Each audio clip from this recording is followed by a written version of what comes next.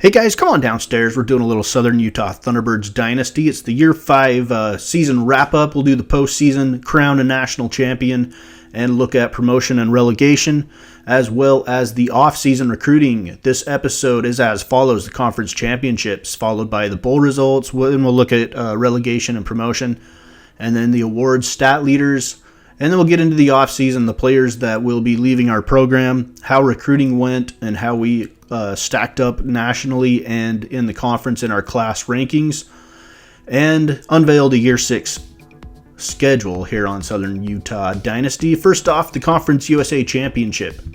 Florida International with a 38-21 win over the Rice Owls in Houston. Rice was the home team.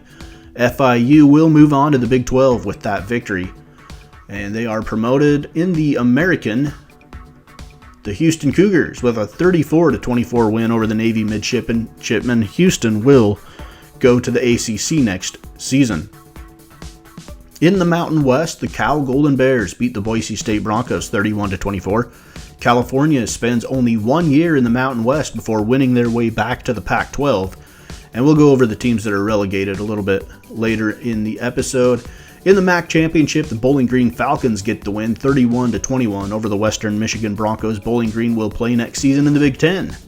On to the P5 Conference Championships. UCLA over Stanford 28-25. UCLA punches their ticket to at least the Rose Bowl. In the SEC, the Florida Gators a 42-14 win over the Auburn Tigers. Florida punches their ticket to the national championship with that win, as they were ranked number 1 in the country going into that conference championship game. North Carolina drubs Clemson 35-13, a big win for the Tar Heels, and they punched their ticket to, I believe, the Sugar Bowl. And in the Big Ten Championship, the Ohio State Buckeyes over the Northwestern Wildcats 28-6, and Ohio State, I believe, punches their ticket to the Rose Bowl with that win. Let's look at the bowl results, as well as the national championship, starting off in New Mexico, Albuquerque. The Gildan New Mexico Bowl, Colorado over Boise State 42-39. The Idaho Potato Bowl, New Mexico over Ball State 45-14. In the Poinsettia Bowl, Hawaii over Tulane 33-17. The Beef O'Brady's Bowl, that's the one we played in last season, Wyoming 49, Middle Tennessee 42. Troy over Southern Miss. In the New Orleans Bowl and the Mako Las Vegas Bowl, the Oregon Ducks beat the Cal Golden Bears, who will be back in the Pac-12 next season. The Hawaii Bowl, Rice 35, Utah State 21. In the Little Caesars Bowl, Western Michigan over Toledo. And in the Holiday Bowl, Washington 28, Oklahoma State 14. And we move on now to the Military Bowl. Army with a 30-27 win over Miami of Ohio. Florida Atlantic over Virginia Tech 40-34. And Iowa State gets the win in the Cotton Bowl over the Mississippi State Bulldogs 35-17. Our next set of bowl games, the BBVA Compass Bowl, Georgia State 45 over Notre Dame 35. The Independence Bowl 41-21, Pittsburgh over Navy. And the Russell Athletic Bowl, Memphis falls by 1 point to Connecticut 14-13. Memphis is now in the ACC, so that was not a conference matchup.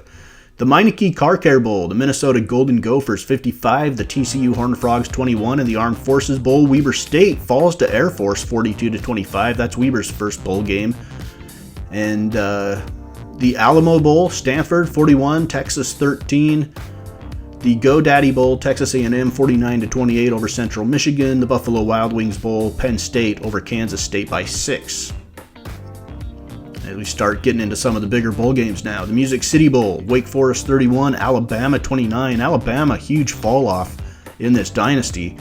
Miami 35-21 over USC, and FIU beats Vanderbilt 48-38. FIU will not be in our conference next season. They won the championship and will move on. The Chick-fil-A Bowl 42-35, South Carolina over rival Clemson. North Carolina in the Orange Bowl 28-27 over Utah. The Sugar Bowl was Bowling Green over LSU. Bowling Green finished the season ranked number 4 in the country. In the Gator Bowl, Missouri 31, Iowa 24. The Heart of Dallas Bowl, Georgia Tech drubs Nebraska 52-35. In the Outback Bowl, Wisconsin over Tennessee 24-21 in a little SEC Big Ten matchup. The Capital One Bowl, Northwestern over Auburn 45-14 in the Rose Bowl, the granddaddy of them all. UCLA 38, Ohio State 35, Michigan over Florida State in the Fiesta Bowl 20-17. And in the national championship, the Florida Gators beat Oklahoma 38-14. Florida is our national champion. So let's take a look now at our relegation and promotion. And we'll remind you once again that the ACC drops down to the AAC, the last place team in the Pac-12 drops down to the Mountain West, Big 12 down to Conference USA, SEC down to the Sun Belt, and the Big 10 down to the MAC. And those G5 teams, the winner of those conferences moves up to the corresponding conference. So here's how it went. Houston moves up to the ACC, Boston College drops down to the AAC and the Big 10, Bowling Green moves up, Illinois moves down to the MAC, FIU up to the Big 12. UTEP drops back down to Conference USA after 1 year up there. The Pac-12, Cal wins their way back in. Washington State drops down. In the SEC, the Troy Trojans move up from the Sun Belt, and the Arkansas Razorbacks fall down out of the SEC to the Sun Belt.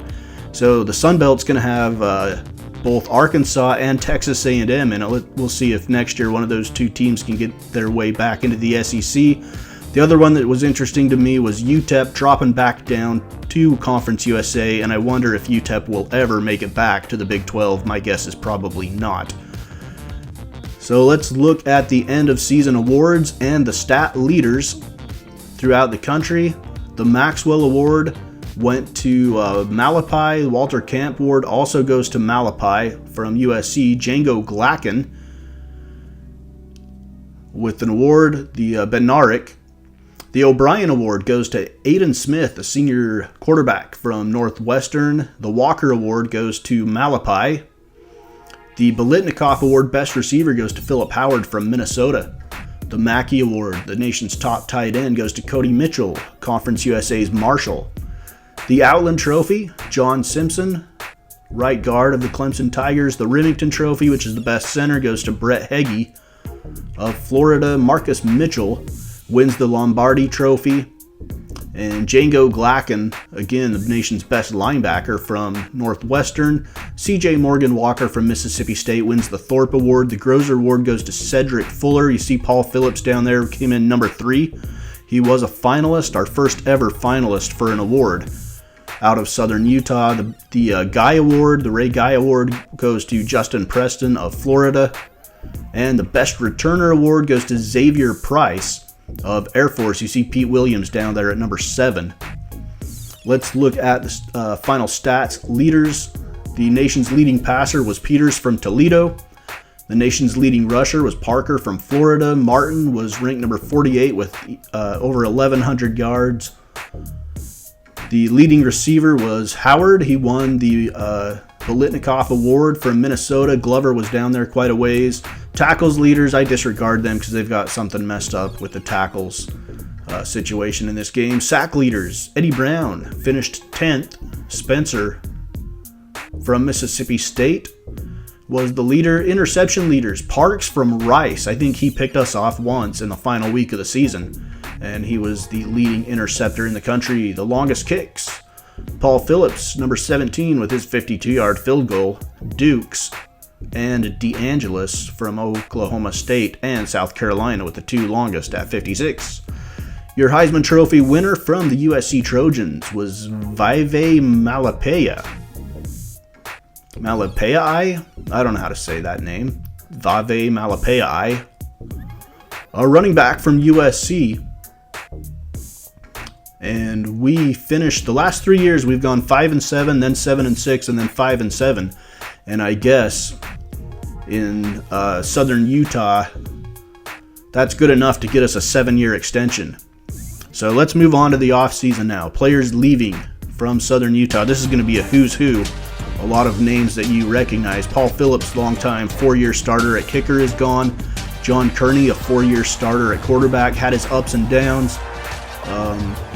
He is gone. Rashawn Martin has been here since the start of this dynasty. He is gone. Todd Glover graduates. Jake Arsenault, the backup quarterback, graduates. Backup running back Christian Taeli is gone. Eric Horn, A very big sack leader for us is gone. Kenneth Jude is gone. He had a good senior season. Didn't hear much from him in years before, though. Kenneth Davis at the center position is gone. Pete Williams, our returner and third-string running back, he graduates as well. Eddie Garrison, a cornerback, is gone. Big Mike Alston, a left tackle, is gone. Tony Terrell, the middle linebacker. I mean, these are names that we have heard over and over, week in and week out. Many of them were in our first recruiting class, like Kyle Mays, he is gone. William Black is gone to graduation, and that is all of them. That is all of the players that we are losing. So now let's hit the recruiting trail and see how we did in this recruiting class. I'm pretty excited about it. And we're going to start off with the one-star players and move all the way up to our highest recruits. So Mike Weeks, a one-star free safety from Snow College, junior college. So he's got 2 years to play, 6 foot, 176 pounds, a one-star. Now he was our only junior college guy. Now we're on to just high school guys. One-star linebacker from Richmond, California, Deonza High School. Two-star center from the Bonneville Lakers. He's from South Ogden, Utah, 6 foot, 287 pounds. Andrew Ricks. Also a two-star player, a running back from Riverdale, Utah, and high school, the Roy Royals, 5'11", 192, Glenn Carter. Be in our backfield eventually, someday maybe. It's just a two-star. Another running back from Daly City, California. We went hard in California and in Utah, and those two states are turning into pipelines for us. From the Jefferson Grizzlies, it's Bo Lawson, a two-star, 6'4", 180-pound running back. At a tackle position from Bountiful, Utah, the Bountiful Braves, a 6'4", 320-pound Tim Dahl. Also a two-star defensive tackle from North Platte, Nebraska. The North Platte Bulldogs were his high school, 5'11", 304 pounds, Chris Avery. Now let's get into the three-star recruits. From Alameda, California, the Alameda Hornets, a three-star cornerback, Jeremy Rogers, 5'11", 165 pounds. Another three-star player listed as an athlete from Thousand Oaks, California, in the Westlake Warriors, 6'3", 254-pound Sean Lilly. And I'm not sure what position we'll have him play yet. I'm very unsure. Jeremy Beard, a three-star middle linebacker from North Madison, Ohio, in the Madison Blue Streaks, 5'11", 240-pound middle linebacker. If you remember, John Kearney was listed as an athlete too, and he was actually a better running back than a quarterback, but we were desperate for a quarterback. John Dunn out of Hiram, Utah, Mountain Crest Mustangs, three-star, 6 foot, 263-pound fullback, and he can carry the football. He's a running fullback. Calvin Jackson, a kicker to replace Paul Phillips, 6'3", 197 pounds, from Alpine, Utah, and the Lone Peak High School Knights. Another three-star recruit from Cottonwood, Utah, and the Cottonwood Colts, 6'1", 270-pound Youdlin Wiggins. On the defensive line, again, we went hard in Utah and California. Gary Smith, a three-star wide receiver from the Del Rio Rams in Del Rio, Texas, 6 foot, 204 pounds. Trying to get some playmakers on the outside. We went hard after receivers as well. Brian Jackson from Roselle, Illinois, a three-star, 6'2", 269-pound defensive tackle from the Lake Park Lancers, suburb of Chicago.